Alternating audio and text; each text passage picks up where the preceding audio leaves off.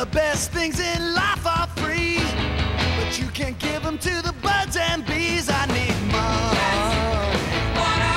That's what I want. That's what I want. That's what I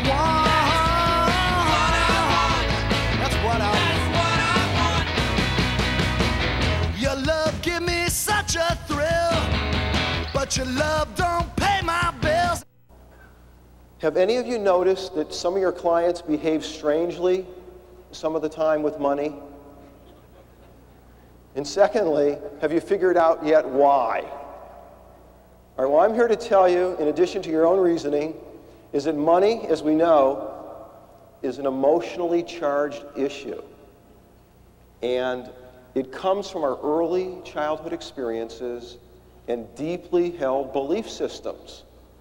So when financial issues heat up, logic frequently can go out the window.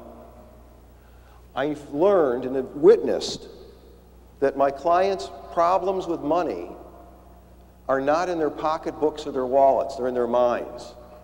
When I grew up in Detroit, I would frequently leave the lights on in my bedroom, and it would seem like whenever I was downstairs in the living room, my father would notice that. But the way he would call my attention to it would be, "Do you work for the electric company?" "I don't think so." "Go back and turn them off." And I would trudge up the stairs, head down with a little shame, and shut off the lights. Now, as a teenager, I decided to rebel. And I was doing okay until my daughter became a teenager herself. And the lights were always left on, and it just really somehow got to me. So in a more gentle and kind way, I think, at least she tells me, I've asked her to go up and shut them off, and I have become the light cop of my family. Let me begin by talking about prosperity thinking. It's just defined in my own definition very simply as aligning your thoughts, feelings, and attitudes with abundance, confidence, or gain. And then on the other hand, we have poverty thinking, the mirror image, aligning your thoughts, feelings, and attitudes with scarcity and with loss or fear, pessimism. What I'd like to talk to you now about is the psychology of money communication model. This is what I'm referring to, which is what you use as your value-added service so you can outcompete discount brokerage houses and other people that do not have your training. Basically, what I want you to know is that since all of our competitors have top financial software and tools, the difference in retaining a client and getting intergenerational referrals is basically the quality of your relationship with your client. So the more you can know your client and the more you can serve and understand them, the harder it is for them to leave you and the more they'll refer to you. Which do you think is more important for your or your client's financial success? Prosperity thinking or poverty thinking? Working with poverty thinking is more powerful to help them become successful. My analogy to help you picture this is picture a financial vessel. That financial vessel can have all the prosperity in it. It could be like the Titanic. It could have all the opulence and everything grandeur about it. But if it has a hole or two of poverty thinking in it, a hole can sink your ship.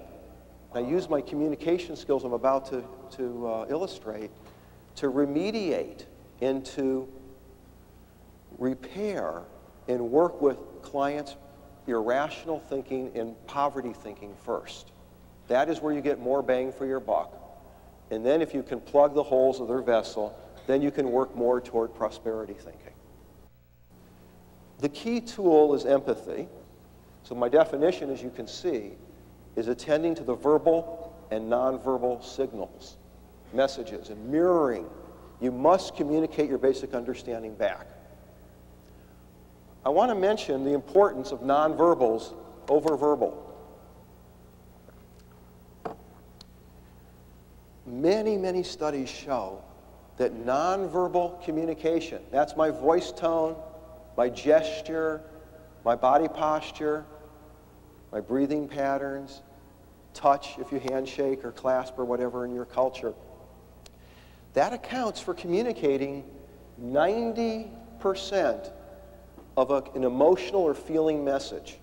Verbal empathy is a whole congruent experience, verbal and non-verbally, of mirroring and absorbing your client in feeding it back.